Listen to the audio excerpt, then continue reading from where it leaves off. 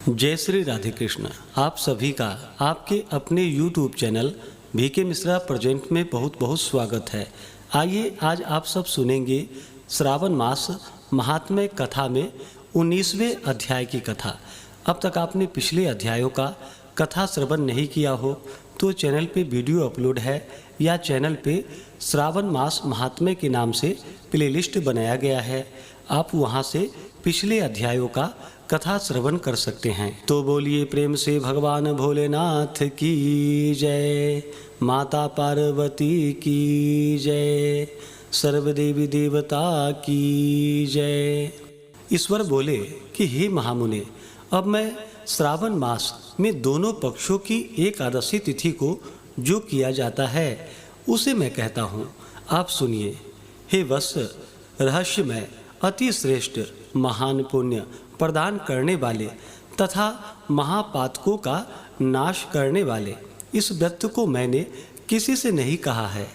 यह एकादशी व्रत श्रवण मात्र से मनुष्यों को वांछित फल प्रदान करने वाला है, पापों का नाश करने वाला सभी व्रतों में श्रेष्ठ तथा शुभ है।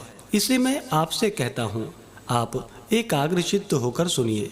दसवीं तिथि में प्रातः काल स्नान करके शुद्ध होकर संध्या आदि कर ले और वेद वेता पुराणज्ञ तथा जितेंद्रिय विप्रों से आज्ञा लेकर 16 उपचारों से देवादिदेव भगवान का विधिवत पूजन करके इस प्रकार प्रार्थना करे कि हे पुंडरीकाक्ष, मैं एकादशी को निराहार रहकर दूसरे दिन भोजन करूँगा।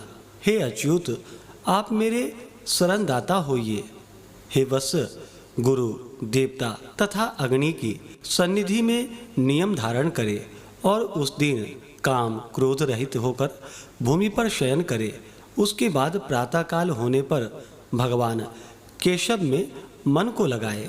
प्रस्खलन गिरना, ठोकर आदि लगना के समय श्रीधर इन शब्द का उच्चारण करे। हे वत्स, यह व्रत मोक्ष प्रदान करने वाला है, अतः 3 दिनों तक पाखंडी आदि लोगों के साथ बातचीत, उन्हें देखना तथा उनकी बातें सुनना, इन सब का त्याग कर देना चाहिए। तदंतर क्रोध रहित होकर पंचगव्य लेकर मध्याह्न के समय नदी आदि के निर्मल जल में स्नान करना चाहिए।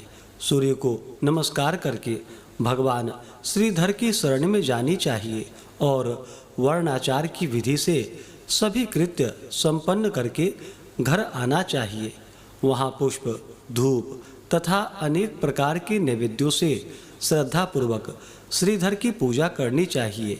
उसके बाद स्वर्णमय पंचरत्न युक्त श्वेत चंदन से लिप्त तथा 2 वस्त्रों से आच्छादित कलश को स्थापित करके अपने शंख चक्र गदा युक्त देवादिदेव श्रीधर की प्रतिमा स्थापित कर पंचरत्न युक्त श्वेत चंदन से लिप्त तथा 2 वस्त्रों से आच्छादित कलश को स्थापित करके और शंख चक्र गदा युक्त देवादिदेव श्रीधर की प्रतिमा स्थापित कर उनकी पूजा करे। गीत वाद्य तथा कथा श्रवण के साथ रात्रि में जागरण करना चाहिए। इसके बाद विमल प्रभात होने पर द्वादशी के दिन विधिवत पूजन करके कृत्य होकर बुद्धिमान को चाहिए कि श्रीधर नाम का जप करे। इसके बाद उन शंख चक्र तथा गदा धारण करने वाले देव देवेश श्रीधर की पुनः पूजा करे और स्वर्ण दक्षिणा सहित कलश ब्राह्मण को प्रदान करे। उस समय ब्राह्मण को विशेष करके नवनीत अवश्य प्रदान करना चाहिए। इस प्रकार प्रार्थना करे, भगवान श्रीधर, आज आप मुझ पर प्रसन्न हो और मुझे अति उत्तम लक्ष्मी प्रदान करे। हे मुनि श्रेष्ठ, इस प्रकार उच्चारण करके जगत गुरु श्रीधर से प्रार्थना करके श्रेष्ठ ब्राह्मणों को भोजन कराकर अपने सामर्थ्य के अनुसार दक्षिणा देनी चाहिए। उसके बाद सेवकों आदि को भोजन करवाकर गायों को घास खिलानी चाहिए। इसके बाद मित्रों तथा बंधु बांधवों समेत स्वयं भोजन करना चाहिए। हे सनत कुमार, मैंने आपको यह श्रावण मास की शुक्ल पक्ष की एकादशी व्रत विधि बतला दी। इस प्रकार कृष्ण पक्ष की एकादशी में भी करनी चाहिए। दोनों व्रतों में अनुष्ठान समान है, केवल देवताओं के नाम में भेद है। जनार्दन मुझ पर प्रसन्न हो, यह वाक्य बोलनी चाहिए। शुक्ल एकादशी के देवता श्रीधर हैं और कृष्ण एकादशी के देवता जनार्दन हैं। हे सनत कुमार, यह मैंने आपसे दोनों एकादशियों के व्रत का वर्णन कर दिया है। इस एकादशी व्रत के समान पुण्य व्रत न तो कभी हुआ है और ना ही कभी होगा। आपको यह व्रत गुप्त रखना चाहिए और दुष्ट हृदय वाले को नहीं प्रदान करनी चाहिए। ईश्वर बोले कि हे सनत कुमार, अब मैं द्वादशी तिथि में होने वाले श्री हरि के पवित्रारोपण व्रत का वर्णन करूंगा। पिछले अध्याय में देवी की कही गई पवित्रारोपण विधि के समान ही इसका भी पवित्रारोपण है। इसमें जो विशेष बात है उसे मैं बतलाऊंगा। सावधान चित्त होकर आप सुनिए। हे महामुने, इस व्रत के लिए जो अधिकारी बताए गए हैं उसे आप सुने। ब्राह्मण, क्षत्रिय, वैश्य, शूद्र तथा स्त्री, इन सभी को अपने धर्म में स्थित होकर भक्तिपूर्वक पवित्रारोपण करना चाहिए। द्विज को चाहिए कि अतो देवा अवन्तु नो यतो विष्णुर्विचक्र में पृथिव्याः सप्त धामभिः। इस मंत्र से विष्णु की पूजा करे। स्त्रियों तथा शूद्रों के लिए नाम मंत्र है जिसके द्वारा वे विष्णु की पूजा करें। इस प्रकार द्विज कद्रुदाय इस मंत्र से शिव जी की पूजा करे। स्त्रियों तथा शूद्रों के लिए नाम मंत्र है जिसके द्वारा वे शिव जी की पूजा करें। सतयुग में मणिमय, त्रेता में स्वर्णमय, द्वापर में रेशम का और कलयुग में कपास का सूत्र पवित्रक के लिए बताया गया है।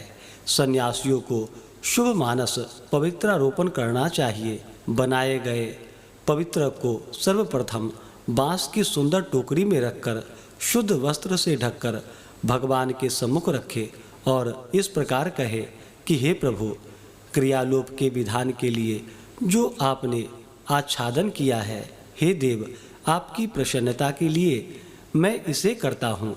हे देव, मेरे इस कार्य में विघ्न उत्पन्न न हो। हे नाथ, मुझ पर दया कीजिए। हे देव, सब प्रकार के सर्वदा आप ही मेरी परम गति हैं। हे जगतपते, मैं इस पवित्रक से आपको प्रसन्न करता हूँ। ये काम, क्रोध आदि मेरे व्रत का नाश करने वाले ना हों। हे देवेश, आप आज से लेकर वर्ष पर्यंत अपने भक्त की रक्षा करें। आपको नमस्कार है। इस प्रकार कलश में देवताओं की प्रार्थना करके बांस के शुभ पात्र में स्थित पवित्रक की आदरपूर्वक प्रार्थना करनी चाहिए कि हे पवित्रक, वर्ष भर की गई पूजा की पवित्रता के लिए विष्णु लोक से आप इस समय यहाँ पधारे। आपको नमस्कार है। हे देव, मैं विष्णु के तेज से उत्पन्न मनोहर, सभी पापों का नाश करने वाले तथा सभी कामनाओं को पूर्ण करने वाले इस पवित्रक को आपके अंग में धारण कराता हूँ। हे देवेश, हे पुराण पुरुषोत्तम, आप मेरे द्वारा आमंत्रित हैं, अतः आप मेरे समीप पधारे। मैं आपका पूजन करूँगा। आपको नमस्कार है। मैं प्रातःकाल आपको यह पवित्रक निवेदन करूँगा। उसके बाद पुष्पांजलि देकर रात्रि में जागरण करना चाहिए। एकादशी के दिन अधिवासन करे और द्वादशी के दिन प्रातःकाल पूजन करे। पुनः हाथ में गंध, दुर्वा तथा अक्षत के साथ पवित्रक लेकर ऐसा कहे कि हे देवदेव, आपको नमस्कार है। वर्ष पर्यंत की गई पूजा का फल देने वाले इस पवित्रक को पवित्रीकरण हेतु आप ग्रहण कीजिए। मैंने जो भी दुष्कृत्य किया है उसके लिए आप मुझे आज पवित्र कीजिए। हे देव, हे सुरेश्वर, आपके अनुग्रह से मैं शुद्ध हो जाऊं। इस प्रकार मूल मंत्र से संपुटित इन मंत्रों के द्वारा पवित्रक अर्पण करें। उसके बाद महानैवेद्य अर्पित करके निराजन करके प्रार्थना करें और मूल मंत्र से घृत सहित खीर का अग्नि में हवन करें। इसके बाद इसी मंत्र से पवित्रक का विसर्जन करके इस प्रकार बोले, हे पवित्रक, वर्ष भर की गई मेरी शुभ पूजा को पूर्ण करके अब आप विसर्जित होकर विष्णु लोक को प्रस्थान करें। इसके बाद पवित्र को उतारकर ब्राह्मण को प्रदान कर दे अथवा जल में विसर्जित कर दे। हे वत्स, मैंने आपसे श्री हरि के इस पवित्रारोपण का वर्णन कर दिया है।